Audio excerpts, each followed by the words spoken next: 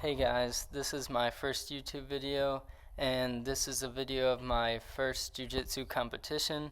I just wanted to kind of break this down and post it so new white belts kind of know what to expect when going to their first jiu-jitsu competition.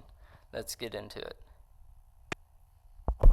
Okay guys, so this is my first match, and I just wanted to let everyone know, like, I was nervous, my opponent was nervous. In your first match, you're going to be nervous, and just don't show it, and know your opponent is nervous just as much as you are.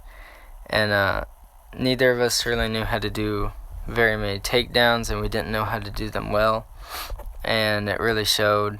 But he lost balance, and I pulled him to the ground, and from here I tried to pass his guard, and I didn't want him to replace.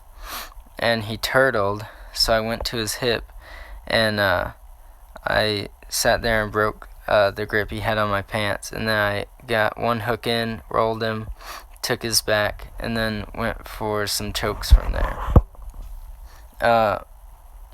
I ended up getting the tap, but it was not a clean choke. It was an air choke, not a blood choke, and I'm not proud of it. I wish I could have done better on that, but I did win, so I guess that's pretty good. It did boost my confidence a lot to get that win in my first match, and it helped me throughout the competition to perform well and stay in good spirits. So my advice would be, in your first match, don't let it get to you. Your opponent is just as nervous as you are, if not more nervous. Just try and stay calm, and once you start going, you kind of lose a lot of that fear. So this was my first no-gi match, and it was against a girl because there was no one in her division, and so they put her in the boys division. I took her down with the most gentle double leg in the history of double legs, and it was very sloppy too, but I got the takedown. It wasn't on camera though. I got side control, and I went for an arm triangle, and as you can see there, I jumped over and then started going till I was perpendicular with her, and then I got the tap. This is a match against the person I faced in my first two matches, but this one's no gi. He ends up getting the sweep here in a second. He did 2 guard pulls, and then the second one he got the sweep, and I ended up replacing instead of standing back up, and I used a trick my coach taught me to sneak in a triangle here, and he ended up going out to this triangle later on. So this trick that I used is, whenever they grab your leg, you use that and you use your other leg to break the grip, and then you swing your leg across and lock in the triangle.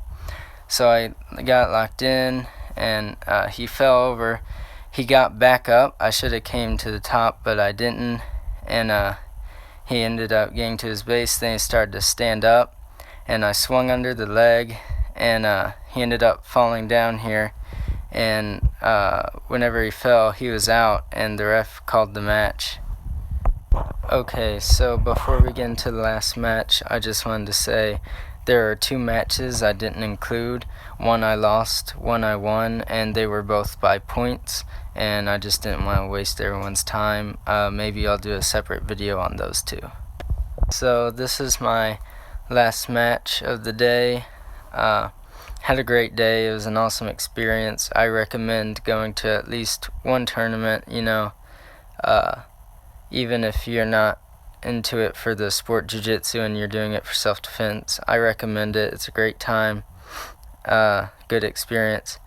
So he put the arm on the throat, and I got the arm triangle from there, and I used it to take back. I drilled this a ton of times with my brother because I figured someone would do it at some point in the competition. And so I took his back instead of finishing because I felt more comfortable there. Here I roll him over and got him belly down, so it's really hard for him to do anything. And then whenever he got over, my arm was able to slip all the way through, and then I locked it up, and that was that.